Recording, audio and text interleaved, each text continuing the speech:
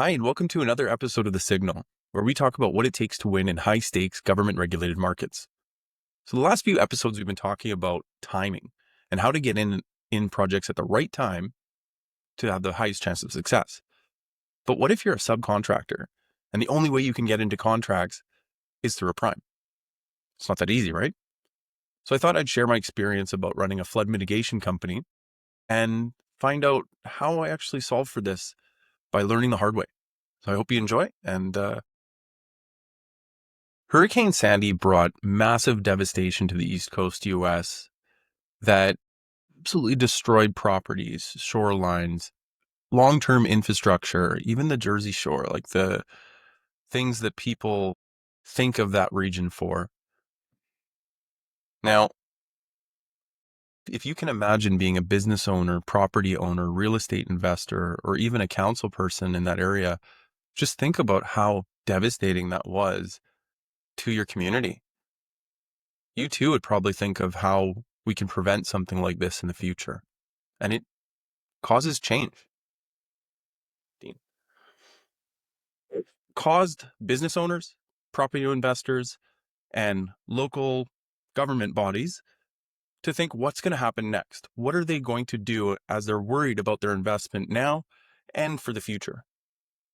Now, every industry has a Hurricane Sandy. There are these massive events that cause a disruption in how they do business and make things change. Transit, infrastructure, public safety. It makes councils think, how can we de-risk Sandy type problems? And they do this through procurement. They do this through a formal RFP process, things like that. So as a subcontractor, it's really important that while the councils are de-risking the process, how do you as a subcontractor fit in and find ways into the conversation? This was Sandy for me. When I was running a company that was in the flood mitigation space, we sold physical flood barriers. So we actually went into areas like those affected by Hurricane Sandy, and we worked with city councils and everybody involved to help protect them from the next large major storm event. But it wasn't as easy as just breaking in. There were a whole bunch of things that we had to do to be successful, to break into the conversation. And it was made even harder that we were subcontractors. What we thought, okay, well, why don't we subscribe to RFPs? Let's just respond to every RFP we can. Answer and respond to everything. It sounds smart, right? Well, we tried a tool called ConstructConnect that gave us a full visibility of every RFP in the construction space across the US. This was fantastic. There was some really rich detail that we got. We knew about every deal that was happening. The problem is that every time we walked into a deal, it was pretty much already lost for us. The reason being is that most of the deals were going to primes, so prime contractors. So instead of hiring a direct barrier supplier, the RFP would be to the flood mitigation contractor that would hire suppliers like us after they've already been awarded. So while it was good information, it gave us some good information on timing and decision makers and, the full specifications of what they needed. It didn't really position us to be any better than any of the other 15 suppliers in the local regions that we were selling into. So we thought, well, why don't we build a network to all of the suppliers? The prime contractors. Well, we had lists of them. We had multiple lists of them in this ConstructConnect tool. And it was fantastic. Once again, we knew exactly what projects they were bidding on, what they were successful in, what they weren't successful in. We knew what regions they were in. This was all really good information, and we knew exactly who we needed to network with. The problem is, and we were on some short lists, so our work was good, and it was effective in the areas we could actually cover, but we actually missed a lot. So we still weren't there all the time when we needed to be to have full coverage of the market. Something had to change. This go-to-market strategy just wasn't working for us. What we did then is we took this rich data that we had and we moved backwards. We looked at council minutes. We looked at signals that we could track that we mapped from about exactly when the RFP was launched all the way back into an area where we thought we could make the most impact. And that was when they were going out into the market trying to learn information and get some semblance of a solution that they needed for this particular problem. Now, I'm going to take a step back. If you know anything about Hurricane Sandy, that was an epic, world-breaking storm. There are some things you just can't do. But the things you can do something about, where I fit in, remember my little space was in flood, where it was not just the hurricane that was the problem. It was also the devastating floods that happened after, where streets were just full of water. Now, those were things they were planning on. Those were things they knew they could prepare for.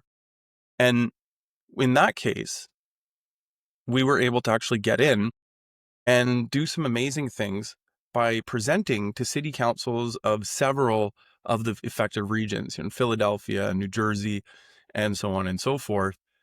And we presented at a time where we knew city councils were just starting to talk about the problem of flood mitigation, the problems that were related to storms like Sandy, and they were thirsty for information. Not only did the city councils want to know what was going on, but also the constituents that attended these city council meetings, they all wanted to know. And a lot of times, this was business owners, this was real estate investors, things I mentioned earlier. And the whole community wanted to fix this. The whole community wanted a solution. So when we came knocking on their door in that phase, when they started asking questions in their board agendas, in their council notes, that things that they were going to vote on, we were lucky to be there with intelligent information backed by 4,000 plus projects across the world, case studies that proved how we could fix for devastating floods of up to 15 feet and beyond with very reliable protection that was crushing it in Europe, Asia, even Canada and other markets around the world. So it was very well received. We got there right at the time when they absolutely didn't know the path forward. They had some ideas, they needed help, and we helped them along.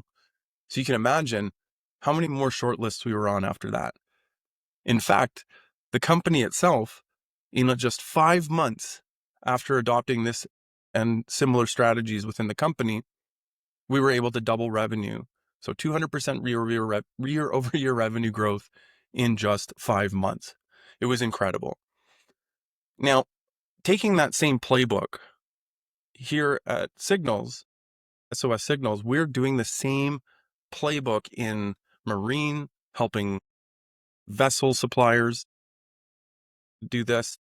And in the marine industry, specifically, we look at the paper trail that we try to look for are things like decommissioning. Why is a ferry decommissioned for a specific time? What are fleet plans? What is modernization?